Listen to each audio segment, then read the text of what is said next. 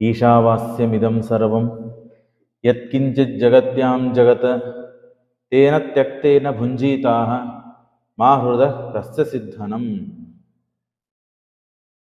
ಸಾಮಾನ್ಯ ನಮಗೆ ಏನೆಲ್ಲ ಅಜ್ಞಾನ ಇರ್ತದೆ, ಭ್ರಮ ಇರ್ತದೆ, ಅದನ್ನೇ ಎಲ್ಲ ಅಜ್ಞಾನ ಭ್ರಮಗಳು ದೂರ ಆಗ್ತದೆ ಈ ಈಶಾವಾಸ್ಯದ ಒಂದು ಮಂತ್ರವನ್ನು ನೋಡೋದ್ರಿಂದ. ಈಶಾವಾಸ್ಯಮಿದಂ ಸರ್ವಂ ಯತ್ಕಿಂಚಿತ್ ಜಗತ್ಯಾಂ ಜಗತ್ ತೇನ ತ್ಯಕ್ತೇನ ಭುಂಜೀತಾಃ ಮಾ ಹೃದಃ ಕಸ್ಯ ಸ್ವಿದ್ಧನಂ.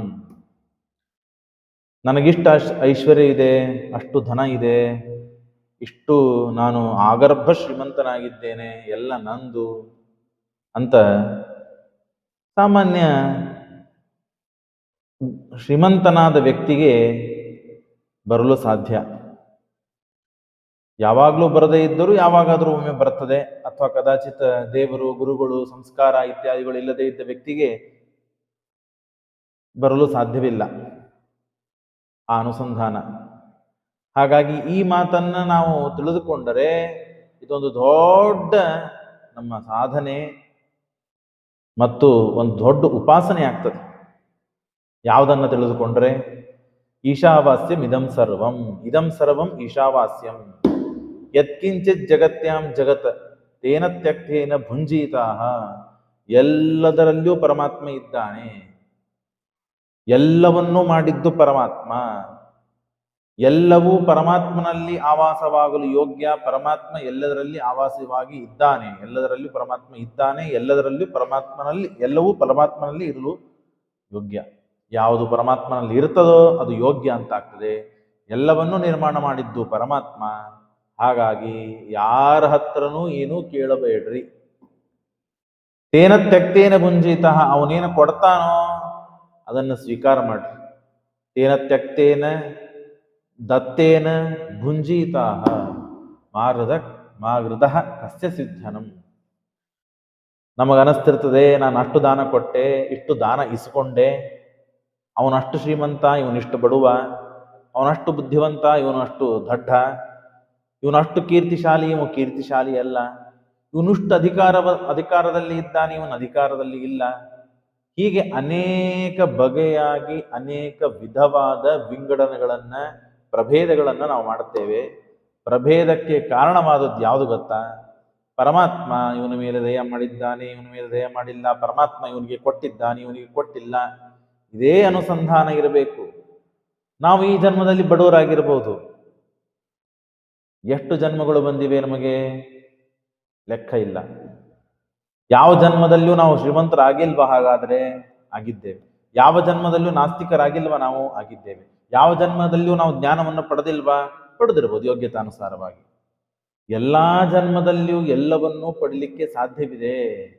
ಆದರೆ ಈ ಜನ್ಮದಲ್ಲಿ ಆ ಎಲ್ಲಾ ಜನ್ಮಗಳ ಅನುಸಂಧಾನ, ಆ ಎಲ್ಲಾ ಸಿದ್ಧಾಂತಗಳ ರಹಸ್ಯ, ದೇವರ ಅಸ್ತಿತ್ವ, ನಮ್ಮ ಅಸ್ತಿತ್ವ, ದೇವರು ನಮ್ಮ ಪಾಲಿಗೇನು, ನಮ್ಮ ಪಾಲಿಗೆ ದೇವರೇನು, ದೇವರ ಪಾಲಿಗೆ ನಾವು ಏನು, ಇತ್ಯಾದಿ ಅನುಸಂಧಾನಗಳನ್ನ, ತತ್ವಗಳನ್ನ, ಸಿದ್ಧಾಂತಗಳನ್ನ ತಿಳಿದುಕೊಳ್ಳುವ ಸೌಭಾಗ್ಯ ಮಾತ್ರ ಈ ಜನ್ಮದಲ್ಲಿ ಮಾತ್ರ ಇರೋದು. ಮನುಷ್ಯನಾದಾಗ, ಬುದ್ಧಿ ತಿಳುವಳಿಕೆ ಇದ್ದಾಗ, ಶ್ರೀಮದಾಚಾರ್ಯರ ಗ್ರಂಥಗಳು ಎಲ್ಲ ಇದ್ದಾಗ ಅದನ್ನು ಅರ್ಥ ಮಾಡಿಕೊಂಡು ಅದರೊಳಗೆ ಈ ಉಪನಿಷತ್ತಿನ ತಾತ್ಪರ್ಯ, ಅದರ ರಹಸ್ಯ ತಿಳಿದುಕೊಂಡಾಗ ಎಲ್ಲವೂ ಪರಮಾತ್ಮನ ಅಧೀನ. ದೇವರು ಸ್ವತಂತ್ರ, ನಾವು ಅಸ್ವತಂತ್ರರು. ತೇನ ವಿನಾ ತೃಣಮಪಿ ನ ಚರತಿ. ದೇವರ ಇಲ್ಲದೇನೆ ಒಂದು ಅಸ್ತಿತ್ವ, ಹುಲ್ಲು ಕಡ್ಡಿನೂ ಕೂಡ ಅಳಗಾಡ್ಲಿಕ್ಕೆ ಸಾಧ್ಯವಿಲ್ಲ. ಲಕ್ಷ್ಮೀದೇವಿಯೂ ಕೂಡ, ನಾವಲ್ಲ, ಲಕ್ಷ್ಮೀದೇವಿಯೂ ಅಳ್ಳಾಡಲಿಕ್ಕೆ ಆಗುವುದಿಲ್ಲ ಪರಮಾತ್ಮ ಇಲ್ಲ ಅಂತಾದರೆ. ಈದೃಶಾನಾಂತ ಸಂಖ್ಯಾನಾಂ ಶಿವಾನಾಂ ಬ್ರಹ್ಮಣಾಮಪಿ ರಮಾಯಾಹ ಅಪಿ ಯದ್ವೀಕ್ಷಾ ವಿನಾನ ಚಲಿತಂ ಬಲಂ ನ ಚ ಜ್ಞಾನಾದಿಯೋ ಭಾವಃ ನ ಚಾಸ್ತಿತ್ವಮಪಿ ಅನಂತ ಶಕ್ತೇ ಕೃಷ್ಣಸ್ಯ. ಏನು ಮಾತು, ರೋಮಾಂಚನವಾಗಬೇಕು. ಶ್ರೀಮದಾಚಾರ್ಯರು ತಮ್ಮ ನಿರ್ಣಯದಲ್ಲಿ ತಿಳಿಸಿಕೊಡ್ತಾರೆ, ಅನಂತಾಂತ ಜೀವರಾಶಿಗಳಿದ್ದಾರೆ. ಒಬ್ಬರಲ್ಲ, ಇಬ್ಬರಲ್ಲ, 3 ಮಂದಿ ಅಲ್ಲ, ಅನಂತಾನಂತ ಜೀವರಾಶಿಗಳ ಅಸ್ತಿತ್ವ, ಜ್ಞಾನ, ಸತ್ತ, ಪ್ರತೀತಿ, ಪ್ರವೃತ್ತಿ ಏನೇ ಆಗು ಹೋಗುಗಳಿರಲಿ ಅದೆಲ್ಲ ಪರಮಾತ್ಮನ ಅಧೀನ. ಪರಮಾತ್ಮ ಸ್ವತಂತ್ರನಾಗಿದ್ದಾನೆ. ಆ ಸ್ವತಂತ್ರನಾದ ಸರ್ವಕರ್ತೃವಾದ ಸರ್ವಸ್ವಾಮಿಯಾದ ಸರ್ವೇಶ್ವರನಾದ ಪರಮಾತ್ಮ ತಾನು ಎಲ್ಲವನ್ನು ಎಲ್ಲರಿಗೆ ಕೊಡ್ತಾನೆ. ಯಾವುದು ಕೊಡುವುದಿಲ್ಲ ಅಂತಿಲ್ಲ. ಅದನ್ನು ಸಹನೆ ಮಾಡಿಕೊಂಡು ನಾವು ತಾಳ್ಮೆಯಿಂದ ಕಾಯಬೇಕು. ನಾವು ಸಾಧನೆಗಳನ್ನು ಮಾಡಿದ್ದೇವೆ, ಆದ್ದರಿಂದ ನಮಗೆ ಫಲ ಬೇಕು ಅಂತ ಒದ್ದಾಡ್ತಾ ಕೂತ್ರೆ ಉಪಯೋಗವಿಲ್ಲ. ಕರ್ಮಣ್ಯೇವಾಧಿಕಾರಸ್ತೆ. ನಮಗೆ ಕರ್ಮ ಮಾಡುವ ಅಧಿಕಾರವನ್ನು ಪರಮಾತ್ಮ ಕೊಟ್ಟಿದ್ದಾನೆ ಹೊರತು ಫಲವನ್ನ ಅಪೇಕ್ಷಾ ಪಡುವುದಾಗಲಿ ಪ್ರಾರ್ಥನೆ ಮಾಡುವ ಅಧಿಕಾರ ಕೊಟ್ಟಿದ್ದಾನೆ ಪರಮಾತ್ಮ. ಆದರೆ ಮಾಡಿದ್ದನ್ನು ಕೊಡುವ ಅಧಿಕಾರ ಮಾತ್ರ ಪರಮಾತ್ಮನಿಗೆ ಇದೆ. ಹಾಗಾಗಿ ನಾವು ತಿಳಿದುಕೊಳ್ಳಬೇಕಾದದ್ದು ಈಶಾವಾಸ್ಯಂ ಇದಂ ಸರ್ವಂ ಯತ್ಕಿಂಚಿತ್ ಜಗತ್ಯಾನ್ ಜಗತ್. ಇದೆಲ್ಲವೂ ಇದ್ದದ್ದು ಪರಮಾತ್ಮಂದೇ. ಯಾಕೆ ಈ ಮಾತು ನಾನು ಹೇಳಲಿಕ್ಕೆ ಬಂದೆ ಉಳಿದೆಲ್ಲ ಅಂತಂದ್ರೆ, ಈ ಶ್ಲೋಕಕ್ಕೆ ಈ ಮಂತ್ರಕ್ಕೆ ಅನುಗುಣವಾಗಿ ಮಂತ್ರಕ್ಕೆ ಹೊಂದುವಂತೆ ಇವೆ ಎಲ್ಲವೂ. ಯಾಕೆ ಅಂದ್ರೆ ಎಲ್ಲವೂ ಪರಮಾತ್ಮನದೇ ಇದೆ.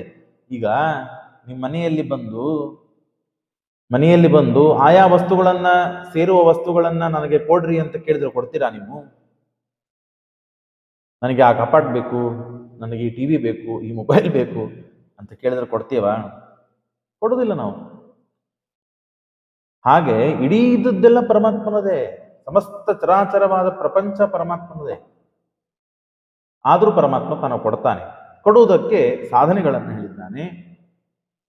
ನಾವು ನಮ್ಮ ಮನೆಯಲ್ಲಿ ಕೆಲಸ ಮಾಡಿದವರಿಗೆ, ಸೇವೆ ಮಾಡಿದವರಿಗೆ ನಾವು ಪದಾರ್ಥಗಳನ್ನು ಕೊಡುತ್ತೇವೆ. ಹಾಗೆ ಆ ಸೇವೆ ಎಷ್ಟು ಕಟ್ಟುನಿಟ್ಟಾಗಿ ಅನುಷ್ಠಾನಗಳನ್ನ ಮಾಡಬೇಕು ಅದನ್ನು ಮಾಡಿದಾಗ ಪರಮಾತ್ಮ ಕೊಟ್ಟೆ ಕೊಡ್ತಾನೆ. ಆದರೆ ಕೊಟ್ಟಾಗ, ಸಿಕ್ಕಾಗಲಿ ಸಿಗದೇ ಇದ್ದಾಗಲಿ, ನಾವು ಭೋಗಿಸುವಾಗಲಿ ಭೋಗಿಸದೇ ಇರೋದಾಗ್ಲಿ, ಯಾವುದೇ ಆಗಲಿ, ಇನ್ನೊಬ್ಬರು ಭೋಗಿಸುವಾಗಲಿ, ಇನ್ನೊಬ್ಬರು ಅಧಿಕಾರದಲ್ಲಿ ಇದ್ದಾಗಲಿ, ಇನ್ನೊಬ್ಬರು ಚಂದಾಗಿದ್ದಾರೆ, ಇನ್ನೊಬ್ಬರು ಕುರೂಪಿಗಳಾಗಿದ್ದಾಗ, ಯಾವುದೇ ಏನೇ ವಸ್ತುಗಳು ಅದ್ಭುತವಾದ ಜಗತ್ತಿನಲ್ಲಿ ಕಾಣ್ತದೋ ಕಾಣದೇ ಇರಬಹುದು, ಎಲ್ಲವೂ ಪರಮಾತ್ಮನೇ. ಪರಮಾತ್ಮ ಇದ್ದದ್ದಕ್ಕಾಗಿಯೇನೆ ಅದರಲ್ಲಿ ಆ ಯೋಗ್ಯತೆ, ಆ ಗುಣಮಟ್ಟ, ಆ ಪ್ರಾಶಸ್ತ್ಯ, ಆ ಕೀರ್ತಿ, ಆ ವೈಭವ ಎಲ್ಲ ಬರಲು ಸಾಧ್ಯ. ಯಾವ ವಸ್ತುವಿನಲ್ಲಿ ಇಲ್ಲ ಅದಕ್ಕೆ ಅಷ್ಟು ಕೀರ್ತಿ, ಅದಕ್ಕೆ ಮಹಿಮಾ ಏನು ಬರಬೇಕು ಅದು ಬರಲು ಸಾಧ್ಯವಿಲ್ಲ. ಹಾಗಾಗಿ ನಾನು ಇವತ್ತು ಹೀಗಿದ್ದೇನೆ, ನಾನು ಇವತ್ತು ಹಾಗಿದ್ದೇನೆ ಅಂತ ಅಂದುಕೊಳ್ಳೋದೇನೆ ಆ ತಲೆಯಿಂದ ಅದನ್ನು ತೆಗೆದುಹಾಕಿ ಈ ಈಶಾವಾಸ್ಯದ ಅನುಸಂಧಾನವನ್ನ ಇದ್ದವರಿಗಾಗಲಿ ಇಲ್ಲದೇ ಇದ್ದವರಿಗಾಗಲಿ, ತಿಳಿದವರಿಗಾಗಲಿ ತಿಳಿದೇ ಇದ್ದವರಿಗಾಗಲಿ ಈ ವಾಕ್ಯಗಳನ್ನು ನೋಡಿಕೊಂಡು ತಿಳಿದುಕೊಂಡು ದೇವರ ದೊಡ್ಡದಾದ ಒಂದು ಮಹಿಮೆ, ಅದು ದೇವರ ಸ್ವಾತಂತ್ರ್ಯ, ಅದು ಯಾವುದು ಅಂತಂದರೆ ಈ ಎಲ್ಲದರೊಳಗೆ ಪರಮಾತ್ಮ ಇದ್ದಾನೆ. ಪರಮಾತ್ಮನ ಅಧೀನವಾಗಿ ನಾವೆಲ್ಲರೂ ಇದ್ದೇವೆ. ಈಶಾವಾಸ್ಯಂ ಇದಂ ಸರ್ವಂ ಯತ್ಕಿಂಚಿತ್ ಜಗತ್ಯಾಂ ಜಗತ್ ತೇನ ತ್ಯಕ್ತೇನ ಮುಂಜಿತ. ಹಾಗಾಗಿ ಆ ಪರಮಾತ್ಮ ಏನು ಕೊಡ್ತಾರೋ ಅದನ್ನು ಸ್ವೀಕಾರ ಮಾಡಬೇಕು, ಅದರಲ್ಲಿ ತೃಪ್ತರಾಗಿರ್ಬೇಕು. ಹೊರತು ನನಗದು ಇದು ಕೊಟ್ಟಾಗ ಇದು ಬೇಡ ಅದು ಬೇಕನ್ನೋದು, ಅದು ಕೊಟ್ಟಾಗ ಅದು ಬೇಡ ಇದು ಬೇಕಂತ ಅನ್ನೋದು, ಹೀಗಂತ ಕೂತ್ರೆ ಹೇಗೆ ನಡೀತದೆ? ತೇನ ತ್ಯಕ್ತೇನ ಭುಂಜಿತ. ಯಾರ ಹತ್ರನೂ ಕೈ ಚಾಚಬೇಡಿ. ಯಾರು ಕೊಡೋನು ಪರಮಾತ್ಮ. ನೀವು ಇನ್ನೊಬ್ಬರ ಹತ್ರ ಹೋಗಿ ಕೇಳಿ ಆಗ್ತದೆ. ಮನುಷ್ಯನಿಗೆ ಸಾಮಾನ್ಯವಾಗಿ ಆಗ್ತದೆ. ಯಾಕೆ ಅಂತಂದ್ರೆ ಮನುಷ್ಯ ಅಪೂರ್ಣನಾದದ್ದರಿಂದ ತಾನು ಗಳಿಸಬೇಕಾದದ್ದನ್ನು ಗಳಿಸುವುದಕ್ಕೆ ಆಗ್ತಾ ಇಲ್ಲ. ಹಾಗಾಗಿ ಅದಕ್ಕೆ ಬೇಕಾದ ಯಾರು ತನ್ನಕ್ಕಿಂತ ಹೆಚ್ಚಿಗೆ ಸ್ವಲ್ಪ ಹಣ ಉಳ್ಳವರೋ, ವಿದ್ಯಾ ಉಳ್ಳವರೋ, ಕೀರ್ತಿ ಉಳ್ಳವರೋ, ತನಗಿಂತ ಹೆಚ್ಚಿನ ಕ್ವಾಲಿಟಿಗಳು ಇದ್ದವರ ವ್ಯಕ್ತಿಗಳಲ್ಲಿ ಹೋಗಿ ತಾನು ಅದನ್ನ ಕೈ ಚಾಚಿ ಕೇಳ್ತಾನೆ ಎಂದು ಸರ್ವಥಾ ಕೇಳ್ತಕ್ಕದ್ದಲ್ಲ. ಕೇಳುವುದಾದ್ರೆ ಗುರುಗಳಿಗೆ, ದೇವರಿಗೆ, ಇಷ್ಟು ಬಿಟ್ಟರೆ ಇನ್ಯಾರಿಗೂ ಕೇಳ್ತಕ್ಕದ್ದಲ್ಲ. ತೇನ ತ್ಯಕ್ತೇನ ಭುಂಜಿತಾಹ ಮಹಾಗುರುಧ ಕಸ್ಯ ಸ್ವಿಧನಂ. ಯಾಕೆ? ಕೊಡುವನು ದೇವರಿದ್ದಾಗ ನೀವು ಕೇಳಿ, ಯಾಕೆ ಕೇಳಿದ್ದೀರಿ ಅಂತ ಅನಿಸ್ಕೊಳ್ತೇನೆ. ಎಷ್ಟು ಜನ ಉಪವಾಸದಿಂದ ಇದ್ದಾರೆ, ಯಾರಿಗೆ ಹೊಟ್ಟೆಗಿಲ್ಲ, ಅನಂತಾನಂತ ಜೀವರಾಶಿಗಳಿದ್ದಾರೆ.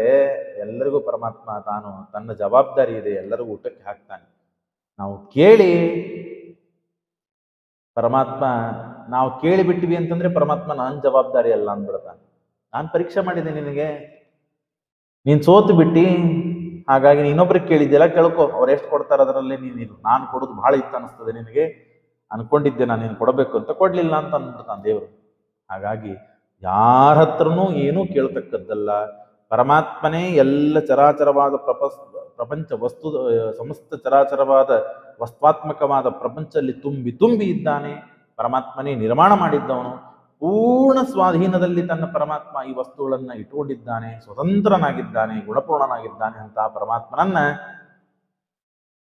ನಾವು ಸದಾಕಾಲ ಪೂಜೆಯ ಕಾಲದಲ್ಲಿ, ಯಾವ ಪದಾರ್ಥಗಳನ್ನು ಭೋಗ ಮಾಡುವ ಕಾಲದಲ್ಲಿ, ಅಪರೂಪವಾದ ವಸ್ತುಗಳನ್ನು ನೋಡಿದಾಗ, ಅಪರೂಪವಾದ ವಸ್ತುಗಳನ್ನು ಕೇಳಿದಾಗ, ಅಪರೂಪವಾದಂತಹ ಮಹಿಮೆಗಳನ್ನು ವ್ಯಕ್ತಿಗಳಲ್ಲಿ ನಾವು ಕಂಡಾಗ ದೇವರಿದ್ದಾನೆ, ದೇವರಿದ್ದಕ್ಕೆ ಆಗಿದೆ, ದೇವರು ಅಲ್ಲಿ ಒಳಗಿದ್ದು ಸನ್ನಿಧಾನಗೊಂಡಿದ್ದಕ್ಕಾಗೇನೆ ಈ ವ್ಯಕ್ತಿಯಲ್ಲಿ ಇಷ್ಟು ಮಹಿಮೆ, ಕೀರ್ತಿ, ಗುಣ, ಹಣ ಎಲ್ಲ ಪಡಿಲಿಕ್ಕೆ ಸಾಧ್ಯವಾಯಿತು, ಇಲ್ಲದಿದ್ದರೆ ಸಾಧ್ಯವಿಲ್ಲ ಅಂತನೋ ತತ್ವವನ್ನು ನಾವು ಅನುಸಂಧಾನ ಮಾಡಿದರೆ ಬಹಳ ಪುಣ್ಯ ಬರ್ತದೆ.